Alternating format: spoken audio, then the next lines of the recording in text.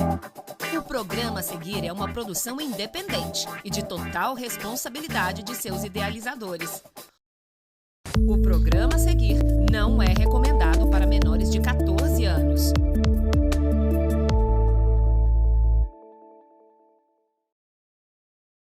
A Casa Civil da Presidência da República elaborou uma lista com 23 acusações que eles esperam enfrentar na CPI da pandemia e distribuiu esse documento para 13 ministérios. É inacreditável o nível de amadorismo da articulação política do governo federal. E se você quiser saber mais sobre o assunto, se liga no vídeo de hoje.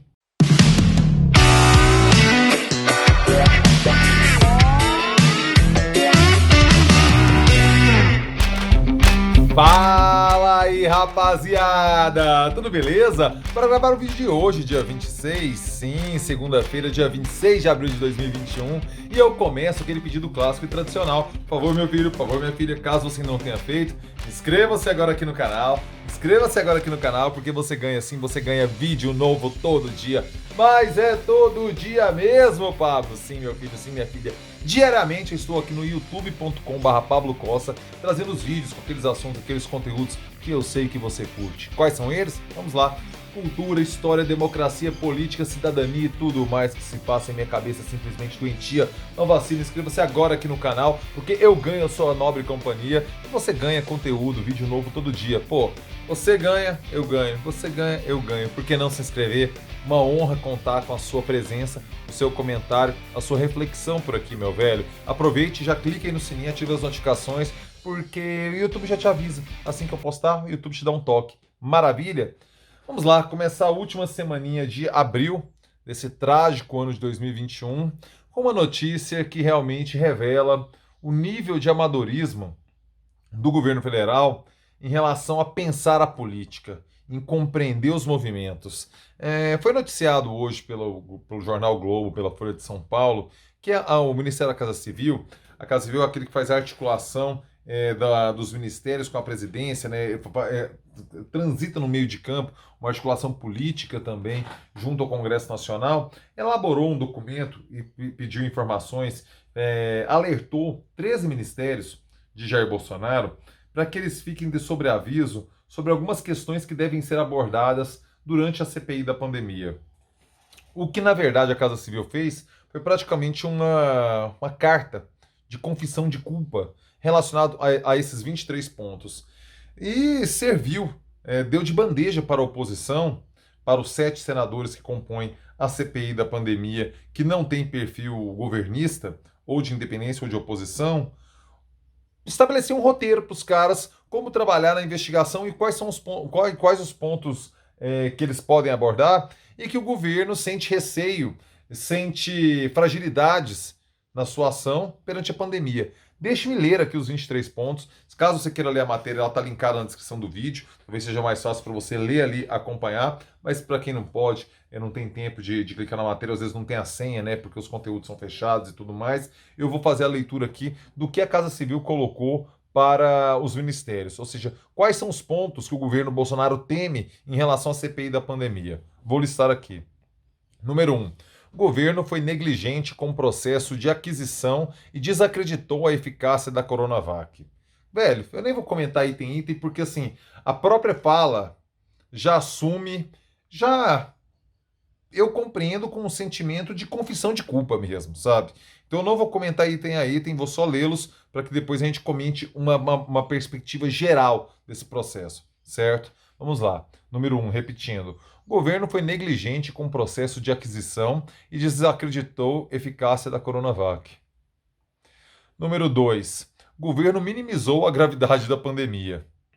Número 3. O governo não incentivou a adoção de medidas restritivas.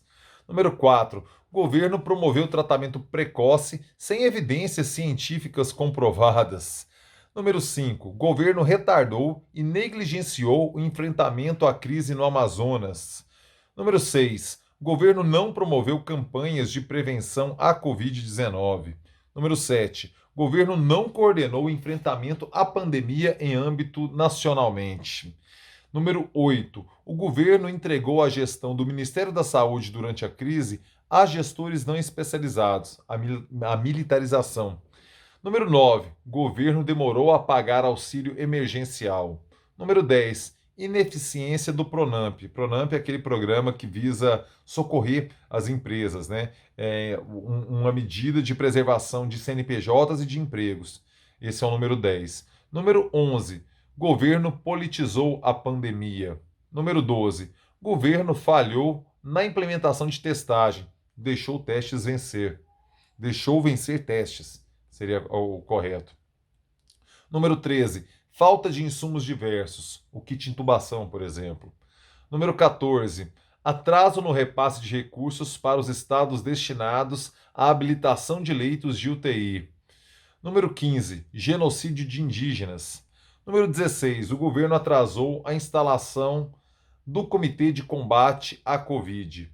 Número 17, o governo não foi transparente e nem elaborou um plano de comunicação de enfrentamento à Covid.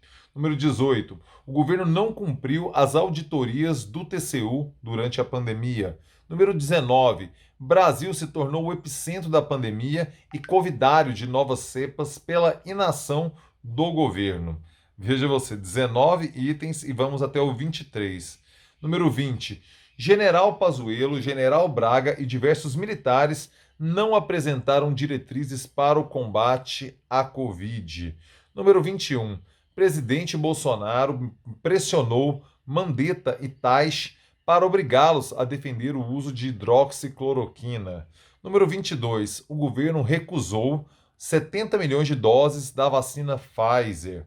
E por fim, número 23, o governo federal fabricou e disseminou fake news sobre a pandemia por intermédio do seu gabinete do ódio. É inacreditável o nível de amadorismo da Casa Civil redigir um documento desse, distribuir para 13 ministérios e imaginar que isso não vazaria para a imprensa. Não vazaria para os senadores que são membros da CPI da pandemia no Senado Federal. Assim, eu não tenho palavras para qualificar o nível de amadorismo mesmo, de ingenuidade ou de tosqueira política que a gente chega nisso. Eles ofereceram o governo de bandeja. Quais são os pontos que eles temem para a oposição? Veja você o nível dessa rapaziada. Jair Bolsonaro percebeu a grande burrada que o seu governo fez e agora tenta se recolocar como? Acirrando o discurso. Aquela viagem a Manaus, semana passada, em que ele prestigia Pazuello, na verdade é mais uma vez mostra que Jair Bolsonaro está se borrando de medo do que Pazuello pode vir a dizer ali na pandemia. Eu não sei se ele aguenta aquele nível de pressão, eu não sei até quando o Exército vai topar o desgaste de sua imagem por conta de Pazuello e por conta das atitudes nada razoáveis de Jair Bolsonaro ao longo dessa pandemia. Então, o que o Jair Bolsonaro vê? Ele vê que um senador independente, mas do Amazonas, ou seja, ele tem um compromisso com a sua base eleitoral e pessoal, com aquela tragédia que aconteceu em Manaus e no estado do Amazonas. O senador Omar Aziz, do PSD do Amazonas, ele preside a CPI da pandemia e a relatoria está com Renan Calheiros, né, que é uma hábil raposa político aí que sobrevive desde a redemocratização, migrando de governo em governo, já foi ministro da Justiça no governo Fernando Henrique Cardoso, tem um papel de relevância e de articulação no Senado Federal. Está com ele a relatoria, que é o cargo-chave, de quem encaminha os pedidos de quebra de sigilo, de acareação. A CPI tem um poder de polícia ali que pode constranger muito membros do governo Bolsonaro. Agora, Renan Calheiros tem um plano com 23 pontos para serem explorados, sabendo que o governo teme, sabendo que o governo já está levantando argumentos. E o que faz Jair Bolsonaro? Acirra a sua base. Ele começa... Ele teve aquele primeiro movimento ali, depois da retomada do Lula ao jogo político, né? De usar máscara, de defender a vacinação. Só que fica sempre nessa postura híbrida, né? Agora lá em Manaus já promoveu aglomerações sem máscara, já foi em programa de televisão e não manifestou nenhum tipo de solidariedade com as vidas perdidas em Manaus, no estado de Amazonas. E Jair Bolsonaro tenta, percebendo que o clima político dele no Congresso não lhe é favorável, e percebendo a sua própria fragilidade, ele tenta se calcar, tenta se piar na sua base mais radicalizada. Então ele tenta colocar essa súcia das redes sociais para atacar Renan Calheiros, para atacar o senador Omar Aziz. Não sei até que ponto isso vai ser eficaz. A gente está falando de políticos aí casca grossa, acostumados a tomar porrada da opinião pública e conseguindo ser eleitos, né? Conseguindo preservar o seu poderio político. Então Jair Bolsonaro sabe que tem muito a perder, e essa tentativa de radicalizar o discurso neste momento em que a gente beira 400 mil mortes por conta da pandemia, revela na verdade um grande desespero de Jair Bolsonaro, uma grande perda de rumo do seu governo e da sua própria ação.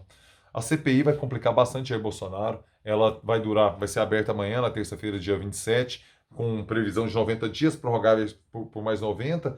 Provavelmente costuma ser prorrogado esse prazo. A gente está falando aí de um desgaste de 6 meses que o Bolsonaro vai ser exposto até o mês de novembro, né? Vamos final de abril, né? Final do mês 4, final do mês de outubro, né? Lá maio, junho, julho, agosto, setembro, outubro. Até o final do mês de outubro, Jair Bolsonaro vai ser bombardeado por más notícias em relação à pandemia, e a única possibilidade de ele recuperar é dar um grau, assim, dar um gás, uma acelerada na vacinação, para que lá no final da pandemia a economia já esteja em outro patamar, a gente já tem um percentual muito expressivo dos adultos brasileiros vacinados, saindo inclusive de grupos prioritários, para que Jair Bolsonaro consiga ter discurso político para encarar a campanha de 2022. Sem isso, com os números trágicos da pandemia sob a perspectiva sanitária, com a tragédia que o vírus causou na economia e com o desgaste político por conta de uma gestão completamente desastrada, desarticulada, sem norte, que é o que a pandemia vai levantar, e o governo já assume quando lista essa carta de 23 itens, quando a Casa Civil remete isso aos ministérios, mostra que Jair Bolsonaro, se não conseguir vacinar de forma surpreendente, pelos números que temos hoje, final de abril, até o final desse ano, ele vai chegar muito fragilizado para a disputa de 2022. E é esse o grande ponto que move toda a articulação política do Brasil para o próximo pleito, para 2022. Rapaziada, quero saber sua opinião, por favor, deixa aqui nos comentários, quero saber o que você pensa a respeito. Eu leio todo mundo e respondo todo mundo, beleza? E também, like, deixe seu like agora, é importantíssimo para mim. Seu joinha, deixa aqui o joinha, beleza? Tô contando aí com seu like para fazer o vídeo, para que a plataforma compreenda e faça esse vídeo chegar mais longe. Maravilha? As lives do final de semana foram sensacionais. Sexta-feira, uma live altíssimo astral. Para quem gosta de som, quem gosta de boas histórias sobre o rock brasileiro, o rock mundial, assista a live, tá aqui no canal. Eu e André Rodrigues recebemos na sexta-feira o Everson Cândido, mandou um som, tocou outras músicas no violão, foi bem divertido. Sabadão, Morgue Costa foi lá no canal do Morguinha, tá lá no Henrique Morgantini, entendeu? youtube.com.br Henrique Morgantini, entre lá e assista. Maravilha? Lá esse final de semana deixa para comentar já amanhã, tem algumas coisas em mente, mas a gente começa a comentar disso amanhã ou quarta-feira, beleza? Rapaziada, uma excelente semana para você, uma ótima segunda-feira e é nóis! Valeu!